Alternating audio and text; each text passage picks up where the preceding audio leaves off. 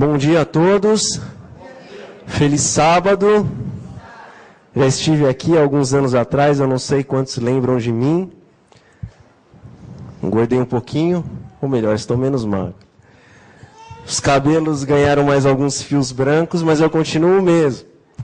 Bom, espero que espiritualmente não, espero que espiritualmente eu tenha crescido, mas que Deus seja louvado porque Ele está novamente nos dando essa oportunidade de nos revermos nesse dia do Senhor. Irmãos, quando falamos que somos adventistas do sétimo dia, nós corremos o grande risco de entrarmos num formalismo religioso tal como os judeus. Se nós verdadeiramente entendermos o que é ser um adventista do sétimo dia, se nós entendermos que o nosso Deus, que é onipotente, tem uma bênção especial para aquele que desvia o seu pé de profanar o sábado e de fazer a sua vontade, para chamar o sábado de dia deleitoso de Deus, o santo dia do Senhor. Um gozo, uma paz, uma alegria sobrenatural, a paz a qual excede todo entendimento, que nós muitas vezes, pelos lábios, pela boca falamos, mas nunca experimentamos o que realmente é ela. Se nós compreendêssemos que Deus está com a mão cheia neste dia de sábado, para te abençoar, para me abençoar, para abençoar o seu povo com essa bênção, nós então com toda humildade encheríamos o peito para dizer: eu sou adventista do sétimo dia, eu recebo as bênçãos regeneradoras e santificadoras do Senhor nesse dia de sábado. Se você e eu não estamos experimentando nesse dia a paz que excede todo entendimento, então precisamos de uma reforma e de um reavivamento. Bom, hoje vai ser mais abençoado que andar as 2 milhas. Nós temos JA. A pregação da manhã que o Senhor Deus escolheu se chama Vendo a Face de Deus. Mas o melhor ficou para tarde. E por que não trazer o melhor para amanhã? Porque o Senhor, Ele tem o melhor para o remanescente. Então os remanescentes que vierem à tarde vão entender qual é o tipo e qual é o antítipo da história de Noé. O que a história de Noé tem para você e para mim nesses dias? Não é historinha de crianças, irmãos. Se nós compreendermos os símbolos de Noé, da sua arca, da sua família, o número das pessoas que entraram, as pessoas que ficaram do lado de fora, os animais, até nisto, Deus deixou detalhes surpreendentes para você e para mim. Venha no programa JA, no culto JA. Bom, eu tenho orado a Deus para que Ele não me conceda somente o dom da pregação, mas o dom do canto. Está um pouco difícil, mas o Senhor está me auxiliando. O playback, infelizmente, não vai poder tocar. Aconteceu um pequeno probleminha, mas eu vou cantar um pequeno trecho de uma canção que, na verdade, é uma oração para nós abrirmos a palavra de Deus. Não preste muita atenção na voz, mas sim na letra. Enquanto eu canto, que os irmãos estejam também, se desejarem, com seus olhos fechados, orando ao seu Deus, pedindo que justamente o que eu estiver aqui cantando ocorra na sua vida, ocorra na minha vida também. Que os irmãos me ajudem, pedindo que o Espírito Santo venha sobre mim e sobre a igreja. Porque esse não é mais um culto, irmãos. Apenas um culto formal da igreja. Esse é um momento que Deus está dando para o seu povo dos últimos dias ser reformado, ser reavivado no poder do Espírito Santo. Portanto, não percam a oportunidade de orar ao seu Deus para que nesse dia Ele conceda as bênçãos do seu Santo Espírito. Oremos então. Eu quero hoje estar diante de tua face e quero adorar tua glória soberana diante do altar. Eu quero hoje estar, eu quero me envolver, Senhor, em teus planos. Usa-me,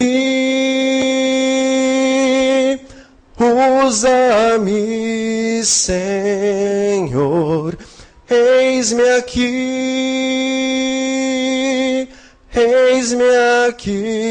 Senhor. Eu quero mergulhar nos rios do teu coração. Eu quero mergulhar nos rios do teu coração. Senhor nosso Deus e nosso Pai, vamos abrir agora a tua santa palavra, também o espírito da profecia. Precisamos da unção do seu Santo Espírito para que compreendamos as verdades que hoje o Senhor nos trouxe para nos reavivar, para nos santificar, para nos fortalecer para estes últimos dias. Que anjos poderosos do Senhor estejam nos circundando, estejam nos cobrindo. Que a glória do Senhor encha este local, Pai. Que as trevas sejam banidas, sejam mandadas para muito longe daqui. Possamos estar em sua presença e que o Senhor fale, não o homem. É o que eu lhe peço em nome do Senhor Jesus e lhe agradeço. Amém, Senhor. Bom, vamos abrir a palavra de Deus, as Sagradas Escrituras, no livro de João, capítulo 14. Vamos ler o versículo 6. Evangelho de João, capítulo 14, versículo 6. A palavra do Senhor Deus, neste capítulo, nesse versículo, nos diz o seguinte: Disse-lhes Jesus: Eu sou o caminho, a verdade e a vida. Ninguém vem ao Pai senão por mim. E os irmãos já podem deixar as suas Bíblias abertas no livro de Ezequiel, no capítulo 36, porque logo nós vamos começar, à luz desse primeiro versículo, estudarmos alguns versículos do capítulo 36 do livro de Ezequiel. Eu sou o caminho, a verdade e a vida. Ninguém vem ao Pai senão por mim. Nós sabemos que Jesus é a porta que nos leva a Deus o Pai. Todavia, quando os judeus ouviam falar a respeito do caminho da verdade e da vida, eles sabiam que isto se referiam às 3 portas que levavam até o lugar santíssimo.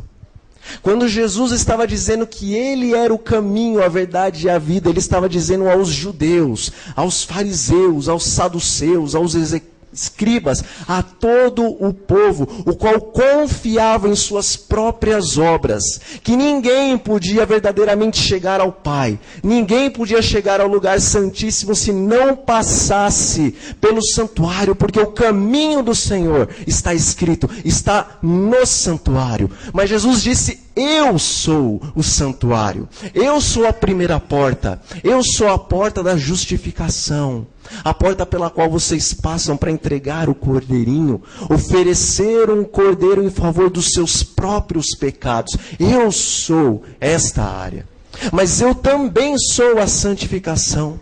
Eu sou o lugar e sou também os pães da proposição. Eu sou o altar de incenso, eu sou o próprio candelabro, eu sou a luz do candelabro. Mas eu sou também aquele que dá a entrada ao lugar santíssimo, onde a glória de Deus o Pai, o Shekinah, se manifesta.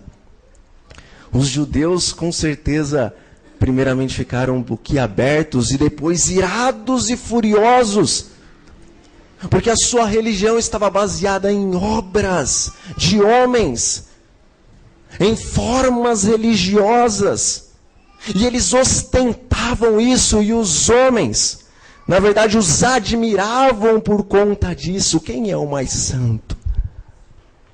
Mas quando Jesus mostrou que, na verdade, a salvação não era por intermédio de obras, mas somente por Ele, o grande eu sou, o qual era o carpinteiro de Nazaré, Somente por ele os homens, esses altivos, poderiam entrar no lugar santíssimo, onde a glória de Deus habitava. Então a ira acendeu em seus corações. Irmãos, quando nós olhamos para os nossos primeiros pais, porque os judeus são os nossos primeiros pais, quando nós olhamos para aquela igreja, muitas vezes nós meneamos a cabeça e dizemos: como que eles puderam ser tão loucos? Como que rejeitaram a luz? Como que rejeitaram as palavras de Cristo?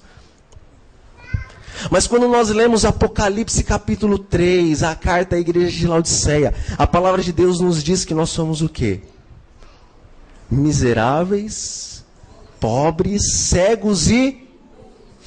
Só que nós não sabemos, porque dizemos em nosso coração que nós somos ricos e abastados e não temos falta do quê? De coisa alguma. Essas características não parecem com aquele povo lá do passado? Eles batiam no peito e falavam: nós somos os descendentes de Abraão, Isaque e de Jacó. Somos ricos e abastados, descendentes da promessa, não temos falta de nada. Nazareno, toma o seu rumo, porque nós somos os abençoados.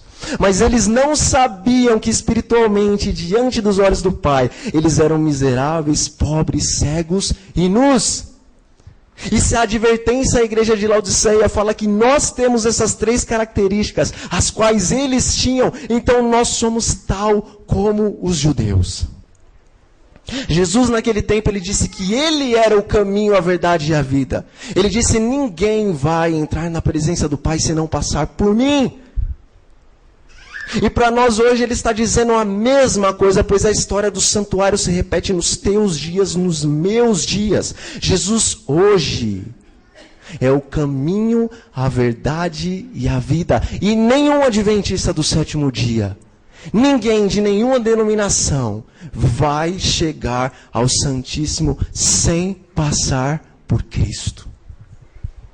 Jesus é a justificação, Jesus é a santificação e Jesus é a glorificação. Ninguém vai pular da justificação para a glorificação. Seguir a santificação, porque sem ela ninguém verá o quê? A Deus. Irmãos, nenhum adventista do sétimo dia vai subir ao céu se não passar pelo caminho, se não passar pelo santuário, porque Jesus é o santuário, e Ele estabeleceu 3 fases para você e para mim: a justiça, a santificação e a glorificação. Quem crer e for batizado, esse será salvo. Mas se ele não estiver pendurado numa cruz ao lado de Cristo, e não der para ele descer para viver uma vida de santidade, então Tiago diz que a fé e as obras, elas têm que andar o quê? Juntas. Então se você não é, se eu não sou como ladrão na cruz, então só o sangue de Cristo, sem as minhas obras de fé no sangue de Cristo, não podem dar entrada ao lugar santíssimo. Porque eu estarei provando que as minhas obras não estão de acordo com a minha fé no sangue de Cristo. Deus tem, irmãos, uma obra tremenda para realizar no seu povo nos últimos dias. E nós precisamos entender que obra é essa à luz desses versículos e à luz de Ezequiel. Capítulo 36, versículos 25, 26 e 27. A palavra de Deus diz o seguinte: e se os irmãos ficarem atentos, vocês vão começar a perceber o paralelo entre o versículo que nós lemos em João e esses 3 versículos que nós vamos ler agora. Diz a palavra de Deus: então aspergirei água pura sobre vós, e ficareis purificados de todas as vossas imundícias, e de todos os vossos ídolos os purificarei. A purificação do pecado, ela está ligada à entrega do Cordeiro de Deus que tira o pecado do mundo, pois o sangue do Cordeiro nos justifica. Quando aqui Deus, através de Ezequiel, diz que vai nos aspergir água pura, para que os nossos pecados sejam purificados e os nossos ídolos sejam removidos, o que é essa água? É o sangue de Cristo. Alguma coisa, a não ser o sangue de Cristo, pode nos purificar de algum pecado e tirar os ídolos da nossa vida? Esse versículo está diretamente ligado com um pátio, com o lugar onde se apresentavam os sacrifícios e onde o povo de Deus era purificado dos seus pecados. Mas não para por aí. Ezequiel, no capítulo 26, ele diz o seguinte, ou Deus através de Ezequiel: e dar-vos-ei um coração novo, e porei dentro de vós um espírito novo, e tirarei da vossa carne o coração de pedra, e vos darei um coração de carne. Após ser aspergida a água pura, após os pecados serem eliminados e os ídolos removidos, agora qual que é o próximo passo? Tirar o coração de pedra e colocar um coração de carne. Seguir a santificação, pois sem ela ninguém verá a Deus. Aonde está a santificação no santuário? Está no lugar santo. Depois que nós passamos pelo processo da justificação em Cristo, nós agora devemos entrar na santificação. É o local, é o momento, é a obra de Deus, o qual o Senhor nos dá um novo coração. Um coração que está disposto a se utilizar dos pães da proposição, que é a palavra do Senhor Deus. Está disposto a estar na presença de Deus, diante do santuário, intercedendo por si mesmo e pela igreja, pelo seu povo.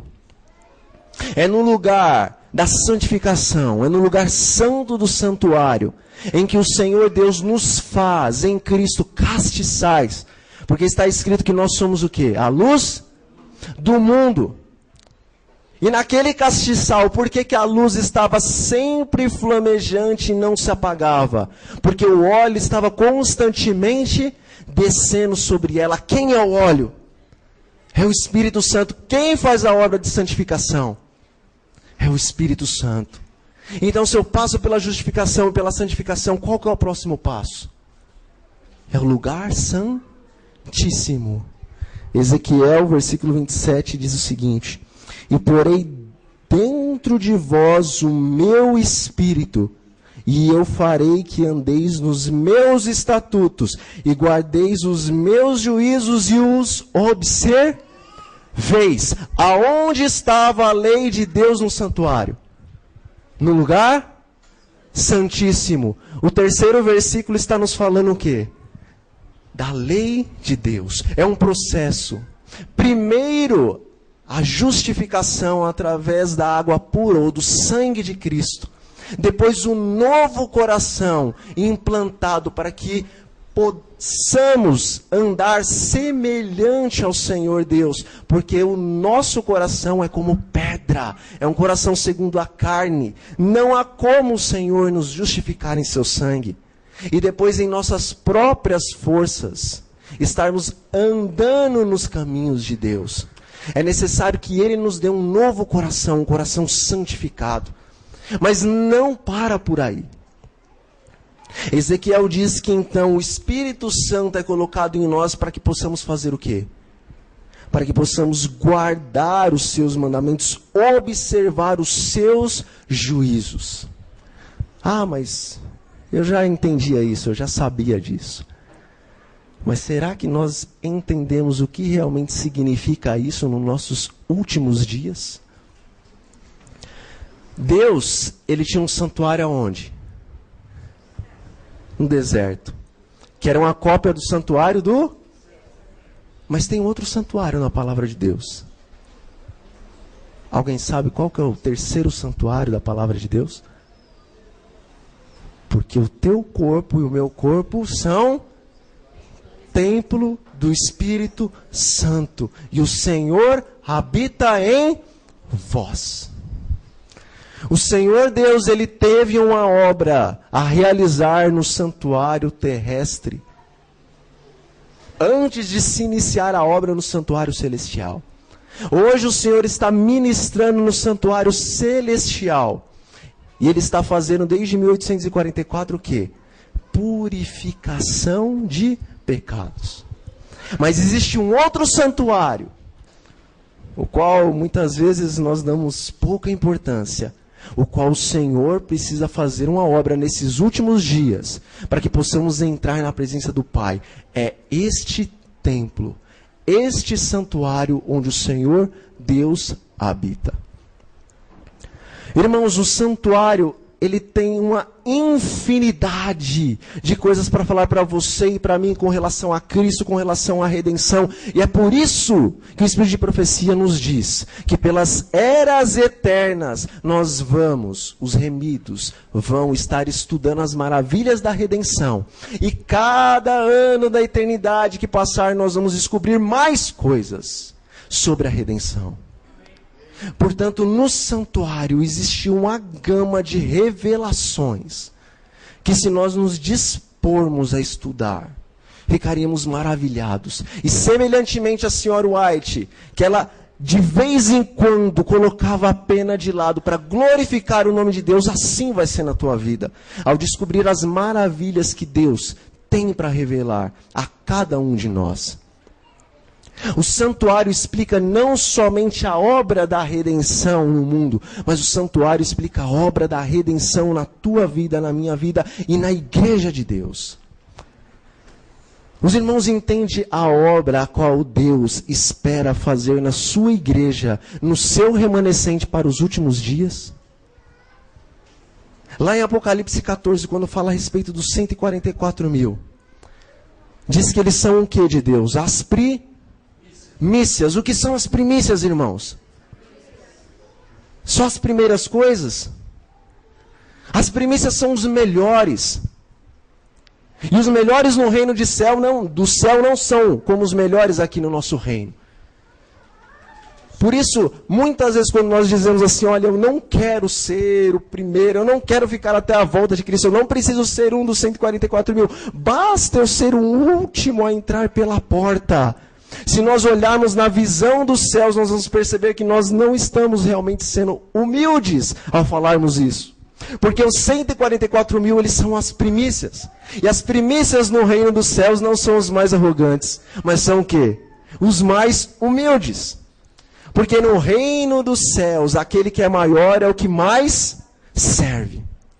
Portanto, os 144 mil, irmãos, o povo de Deus dos últimos dias, o qual será transladado dessa terra, são as primícias de Deus, porque tem um caráter semelhante ao de Deus. A palavra de Deus nos diz a respeito deles, que eles não se contaminaram com mulheres, não se contaminaram com igrejas. Eles têm uma doutrina pura, perfeita, são virgens, são castos. Mas a palavra de Deus também nos diz que na sua boca não se achou o quê? Não se achou engano, não se achou mentira. E eles recebem o selo de Deus na sua fronte. A fronte é onde se encontra o lóbulo frontal. E você tem ideia do que é receber o selo de Deus em sua fronte? O selo de Deus verdadeiramente é o sábado. Mas a palavra de Deus, ela não diz, porventura, que se nós guardamos todos os mandamentos e tropeçamos em um, o que acontece? Somos culpados de todos. Então, se o selo de Deus é o sábado, e nós só guardamos o sábado, e não está selado em nossa fronte todos os demais mandamentos, o que vai acontecer com a gente? Vamos perecer. Então, o selo de Deus, ele não somente é o sábado do quarto mandamento, mas ele é toda a lei de Deus gravada no seu e no meu lóbulo frontal. Por isso que Ezequiel diz que depois de todo esse processo de purificação e de colocar um novo coração, o Senhor Deus agora coloca o seu Espírito Santo. E Ele coloca o Espírito Santo para um motivo: para que você e eu e o povo dos últimos dias possa justamente fazer aquilo qual Satanás alegou que seria impossível ao homem depois do pecado fazer, que é guardar a lei do Senhor. O Espírito da profecia nos diz que Satanás apresentou diante do universo muitas acusações. E uma delas é que o homem, após cair em pecado, ele nunca mais poderia guardar os santos mandamentos de Deus. Diante do universo ele fez essa alegação. E por 6.000 anos o Senhor tem deixado o conflito decorrer para colocar por terra todas as acusações de Satanás. E ele deixou a melhor delas, ou a pior delas, assim eu posso dizer, para o final. O Senhor vai ter um povo, o qual diante de todo o universo vai ser como um espetáculo, mostrando que as primícias de Deus, seladas no poder do Espírito Santo, guardam os mandamentos de Deus em perfeição, segundo a sua ou seu potencial humano que o Senhor Deus concede. E o Espírito de profecia nos diz o seguinte, a respeito disso. Este livro, ou melhor, esta meditação é uma compilação do Espírito de profecia. Se chama Perto do Céu.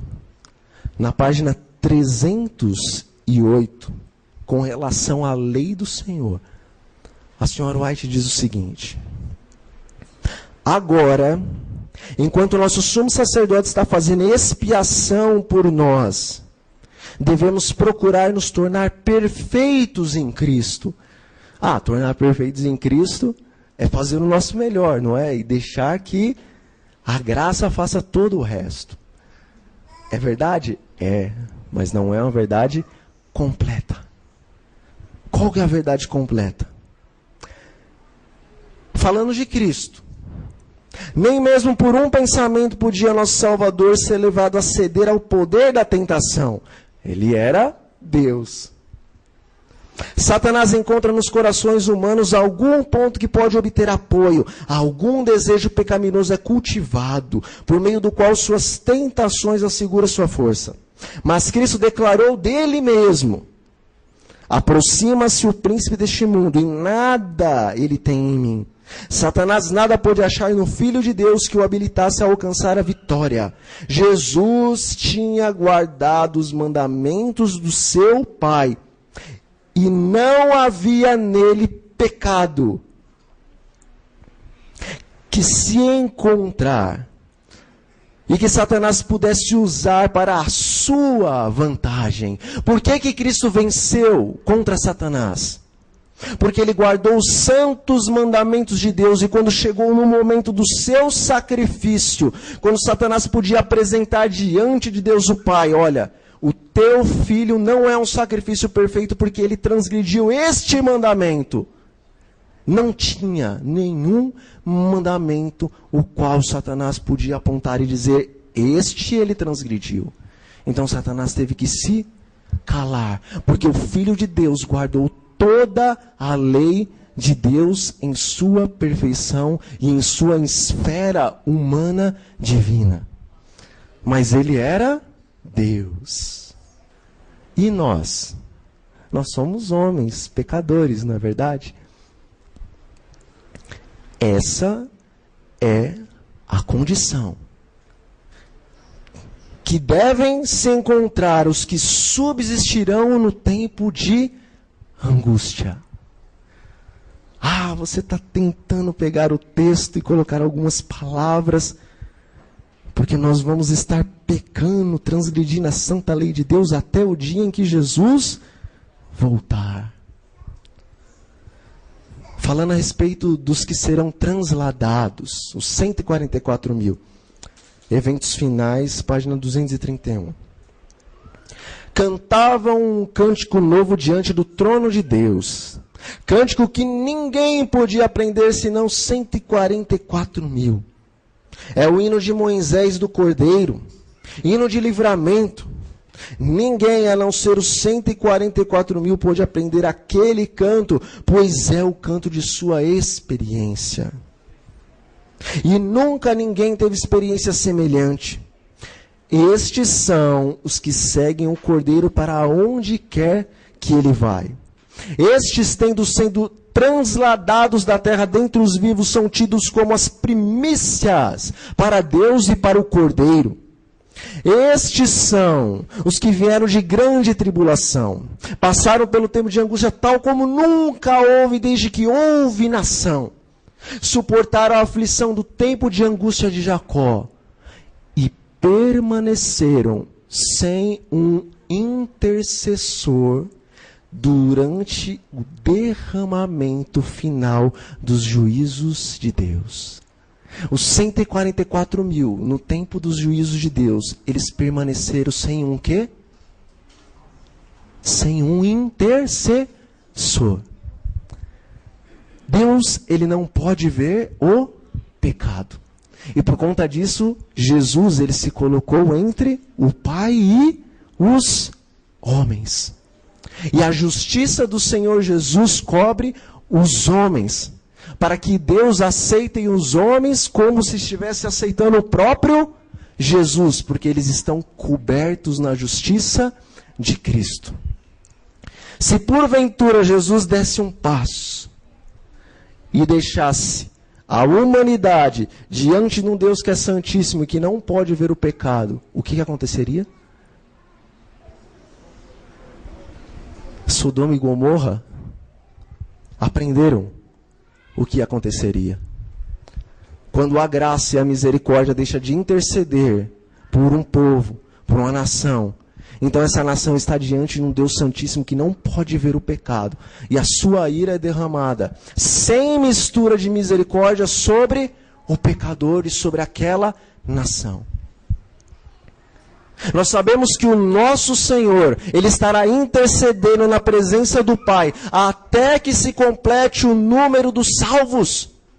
E depois que se complete o número dos salvos, é dito que então o Senhor lança de diante dele o incensário, Ele lança o incensário para a terra, agora não com palavras de bênção da parte de Deus, mas com fogo da ira do Senhor, porque chegou o tempo de devolver, de retribuir os pecados, o qual uma geração, uma raça, um povo abusivo, que não aceitou as misericórdias de Deus, mas que quer que recaia sobre eles a santa e justa ira de um Deus que foi ofendido. Quando isso acontece, quando o nosso Senhor levanta sua mão e brada, está feito. Ele diz, o justo continua sendo justo. E o que está santo continua a se santificar. Mas o que está imundo continua imundo. E o que está sujo continue a se sujar mais ainda. Neste momento, o nosso intercessor, diz o Espírito da profecia, ele se despe, ele tira as suas roupas de sumo sacerdote e agora ele veste as suas vestes reais, ele veste as suas vestes de vingança, porque é o nosso próprio Deus que pisa o lagar. E ele dá ordens para que se derrame praga após praga sobre todos aqueles que transgrediram a santa lei de Deus. E estão transgredindo a santa lei de Deus na presença do Deus Santíssimo, sem um intercessor pelos seus pecados. Mas os justos neste momento, os que foram selados neste momento, eles estão na mesma situação dos ímpios. Porque quando o nosso sumo sacerdote sai, está escrito aqui que os justos eles vão passar o período das pragas sem um intercessor. Para que serve um intercessor? Para interceder. Se eu, André, grande pecador, pecar hoje, se Deus o Pai, de acordo com sua lei santa, boa e justa, perfeita, fosse me julgar, eu estaria o quê? Condenado. Mas Jesus Cristo, meu intercessor, quando eu me arrependo, e, Senhor, me perdoe, Ele apresenta o seu sacrifício para o Pai, e o Pai limpa os meus pecados, e Ele me aceita como se Ele estivesse aceitando o próprio Filho de Deus. Irmãos, isso é tremendo. Em Testemunhos Seletos, volume 1, está escrito que se porventura todas as tuas e minhas boas obras fossem colocadas numa balança para os santos anjos avaliar, eles diziam, ou diriam, terrível rebeldia. não podem entrar no reino dos céus se as suas e as minhas boas obras fossem apresentadas para eles. Agora, os meus pecados, isso é abominável aos céus. Mas Deus, Ele amou de tal ponto a você, a mim, ao mundo, que Ele deu o seu Filho, para que o seu Filho morresse, para que o seu Filho fosse o intercessor do homem, e aquele que cobriria o homem. Quando Deus olha a miséria que você e eu praticamos segundo a sua lei perfeita, Jesus Cristo apresenta diante do Pai: Senhor, o sacrifício. Senhor, eu sou Deus eterno juntamente contigo, mas eu me revesti da humanidade. Eu vou ser para todos sempre Deus humano, humano Deus. Eu me envolvi no invólucro humano. Eu deixei a minha onipresença, Senhor, para que essa raça miserável, vermezinhos de Jacó, pobres, cegos e nus, pudessem ser salvos e viver aqui no céu. Não à portaria, mas na minha presença, na presença do Senhor, sendo sacerdotes do Senhor, suas primícias. Não olhe para o pecado deles, olhe para a minha vida perfeita, pura, santa, a qual eu dei por eles. O meu sangue, Pai. O Filho clama diante de Deus o Pai, e o Deus Pai, que não pode suportar o pecado, ao ver o sacrifício do Filho, então Ele olha para o pecado como se fossem moedinhas de centavo que você estivesse devendo, e o sacrifício do Filho é como se fosse uma caixa forte em teu favor, em meu favor. É por isso que está escrito: onde o pecado abundou, a graça superabundou. Porque o que você e eu devemos para Deus, diante do sacrifício de Cristo, são centavos, ninharias.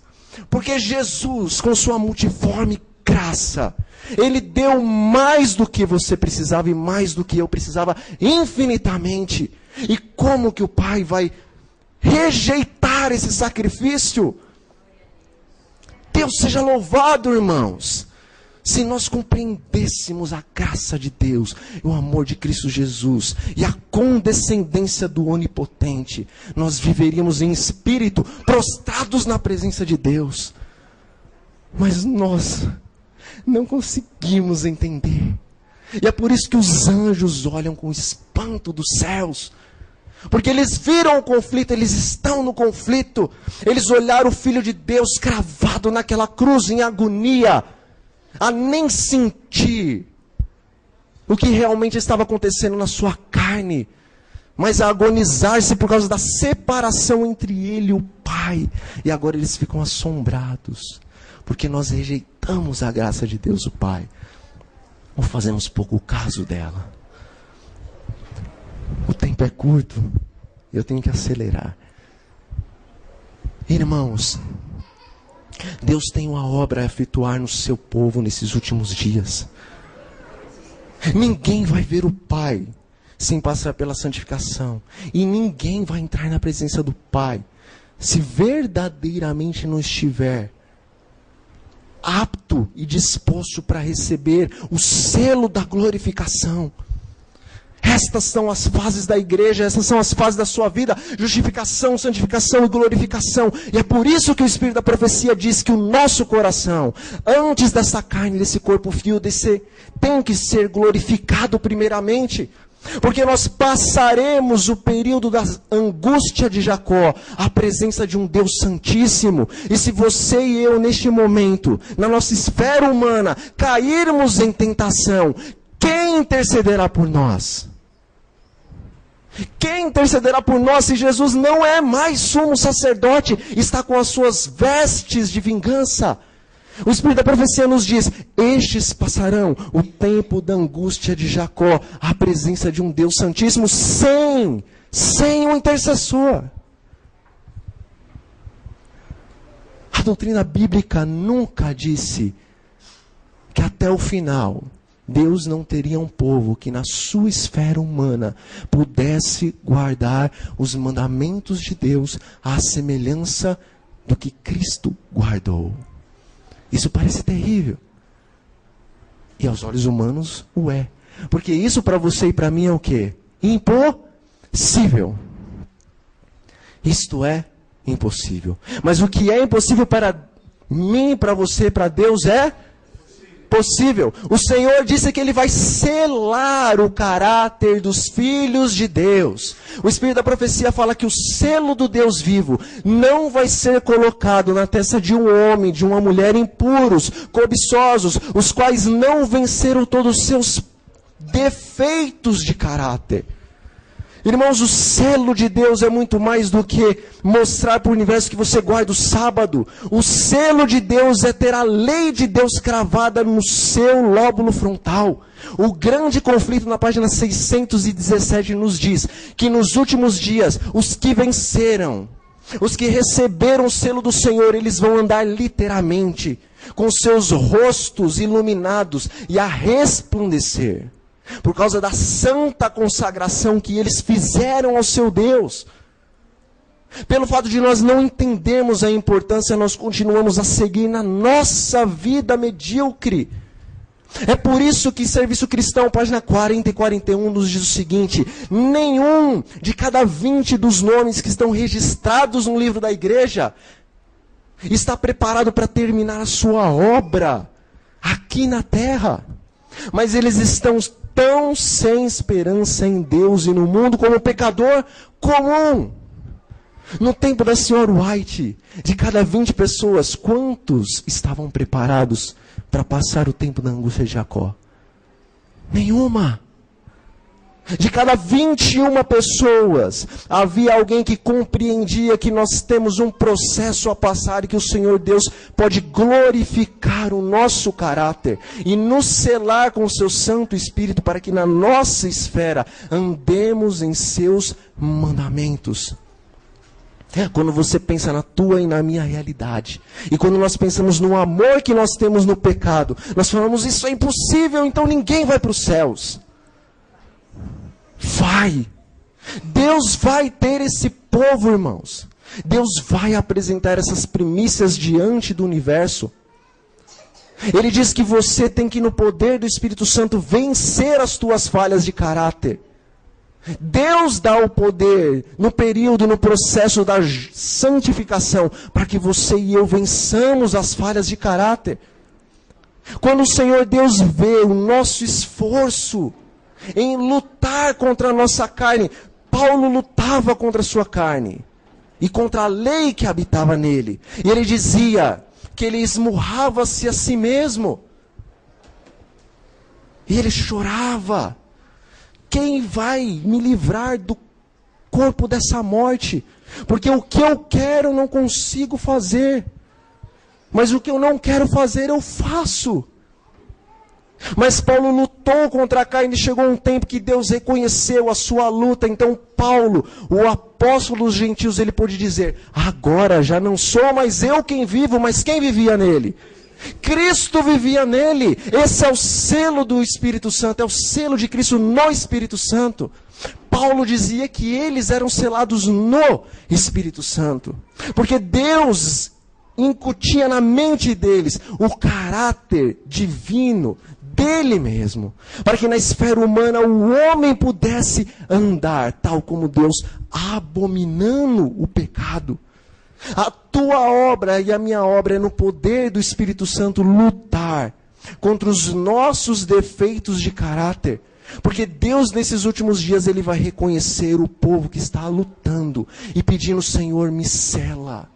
Então, quando Ele reconhecer em você e em mim que nós estamos nos esforçando e vencendo cada um dos nossos defeitos, então o Senhor Deus, como diz em Ezequiel, Ele tira o coração de pedra, o coração que se dispõe ao pecado, e Ele põe o quê? O coração de carne, e depois Ele vem com o Espírito Santo e nos sela para que nós andemos em seus mandamentos e possamos passar o tempo da angústia de Jacó, a presença de um Deus Santíssimo sem um intercessor. Esses são os que vieram da grande tribulação. Estes são os remanescentes de Deus. Não existe texto na Bíblia, nem no Espírito de profecia, que fala que os últimos terão um intercessor até o último dia. Mas todos os textos bíblicos, todo o processo do santuário, e tudo relativo aos 144 mil, e tudo que a senhora White escreveu a respeito dos últimos diz: este povo terá o caráter selado, e eles vão passar o tempo das pragas sem um intercessor. Tal como Moisés, eu já vou terminar a pregação, meus irmãos. Tal como Moisés, que falava face a face com Deus. E falar face a face com Deus não é ver o rosto de Deus, mas falar face a face com Deus. É poder ter a liberdade de falar com o Senhor sem que o Senhor Jesus esteja intercedendo, porque o santo caráter de Deus é imprimido em você. E o Pai pode olhar para você como se você estivesse guardando em perfeição a sua lei. Tanto é que Moisés, diz o Espírito da profecia, quando o Senhor Deus o foi julgar pelos seus crimes, quantos crimes ele tinha cometido? Moisés só tinha cometido um crime, uma transgressão. Ele bateu na rocha. O que tinha acontecido com o crime? A morte, o assassinato do egípcio, o Senhor havia apagado.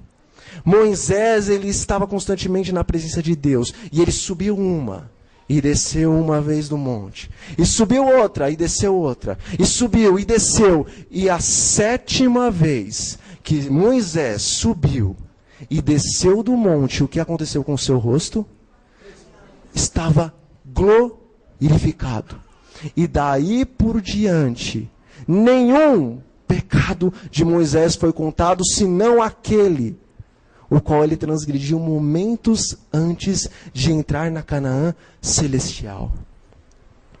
Mas Deus terá um povo, o qual nesses últimos dias, a diferença ou não a semelhança de Moisés, momentos antes de entrar na Canaã celestial, após ter o seu coração glorificado e após ter os seus ossos resplandecentes, como diz em Um Grande Conflito, página 617, estes não vão cair como Moisés caiu, porque o Espírito da profecia diz que esses passam o tempo da angústia de Jacó sem um intercessor entre eles e Deus. Parece que é difícil de digerir. Mas experimenta orar a Deus e perguntar: é assim mesmo, Senhor? Experimenta pegar os livros, experimenta estudar e clamar a Deus: Pai, me mostra, se é assim, se o povo dos últimos dias vai viver desse jeito no poder do Senhor, me faz entender. E veja o que Deus vai te mostrar. Veja se porventura Deus vai apontar algum texto e contextos na Bíblia e no Espírito de profecia dizendo: não, Jesus vai interceder até o final. Você vai pecar até o último dia. Você não vai encontrar nada. Mas não se entristeça nisso, irmãos. A obra é de Deus. Creia que Deus pode. Entregue-se. Se é tão duro essa palavra ao seu ouvido, se é grande demais, porque você e eu não fazemos então uma entrega maior do que essa? Porque você e eu olhamos para Enoque e falamos: nossa, que homem! Se patriarcas e profetas falam que Enoque é o nosso exemplo, nós não devemos estar, na verdade, admirando a obra que Enoque passou pela sua vida. Nós devemos estar buscando a obra de Enoque em nossa vida. Enoque andava na presença de Deus. Ele respirava o Senhor. Ele se alimentava de Deus, ele vivia para Deus, ele entendia que a palavra dizia que nós fomos criados para o louvor e adoração do nosso Deus. E racionalmente, não emocionalmente, ele vivia na presença do Altíssimo. Até que chegou um dia que Deus falou: o que você está fazendo aí, meu filho? O teu lugar é aqui. E ele já não mais era, porque Deus o arrebatou para si. Nós somos os Elias dos últimos dias, nós somos os Joões Batistas dos últimos dias. Nós fomos escolhidos por Deus para ser o povo, o qual revelaria o caráter de Deus para todo o universo nos últimos dias e daria a última mensagem antes do regresso de Cristo. Irmãos, você e eu somos o povo mais especial que Deus já teve sobre a face da terra. Compreenda isso. Eu não vou gastar mais tempo. Eu sei que você está com vontade de almoçar. Eu sei que você está com vontade de ir embora. Mas aqui eu estou falando de vida eterna, irmãos. Satanás talvez esteja cochichando no seu ouvido, já chegou o horário. Mas Deus está dizendo, meus filhos, abram os olhos, entendam, chegou a hora. Será que vocês não percebem que eu estou segurando os ventos por causa de vocês? Será que vocês não percebem que os anjos estão prestes a soltar os ventos? E eu clamei ao Pai, meu sangue, meu sangue, meu sangue. E o Pai então deu mais um tempo para essa igreja. Ninguém leu no Espírito da Profecia que isso aconteceria, que Deus clamaria ao Pai e o Pai daria mais um tempo. Porque se o Pai deixasse os ventos ser soltos, toda a sua igreja seria fulminada, porque não estava preparada para viver o tempo de angústia de Jacó. Será que você não consegue olhar para o pastor Ted Wilson e ver esse homem inflamado do Espírito Santo, falando com a liderança e com os membros que é hora de pedir o Espírito de Deus, que é hora de buscar a santificação? Será que você não entende e eu não entendo que nós estamos numa guerra muito pior do que todas as guerras que acontecem nessa terra? Será que nós não entendemos que nós estamos num conflito milenar e que Deus nos escolheu para ser os principais e que Ele nos promete em a verdade sobre os anjos que aqueles que nos últimos dias vencerem, esses vão ser colocados em uma posição no céu mais elevada do que os anjos que não caíram em pecados. Irmãos, Deus te deixou para este tempo, para que se você vencer, Ele te ponha no reino da glória, numa posição mais elevada do que o teu anjo que está aí do teu lado. Que condescendência. Eu estou falando essas palavras, mas eu mesmo não entendo o amor de Deus por mim. Chegou a hora. E a hora é agora. Eu vou cantar um último hino.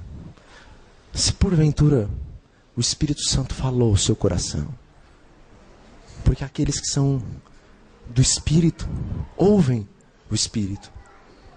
Aqueles que ainda não são, eles ouvem, ou eles escutam, mas não ouvem. Eles olham, mas não veem.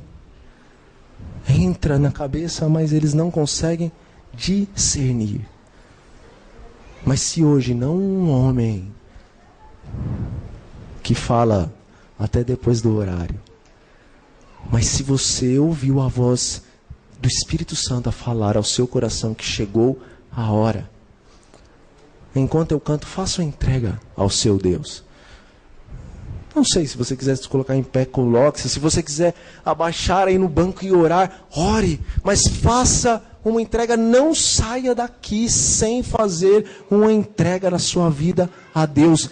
E dizer pelo menos, Senhor, eu quero. É impossível, mas eu quero, e eu sei que o Senhor, o Deus dos impossíveis, que abriu o mar vermelho, o Senhor pode me justificar, me santificar, e pode glorificar o meu coração, para que eu ande em teus mandamentos, guarde os teus testemunhos, e passe, se eu estiver vivo ou viva, o tempo da angústia de Jacó, na presença do Deus Santíssimo, sem um intercessor.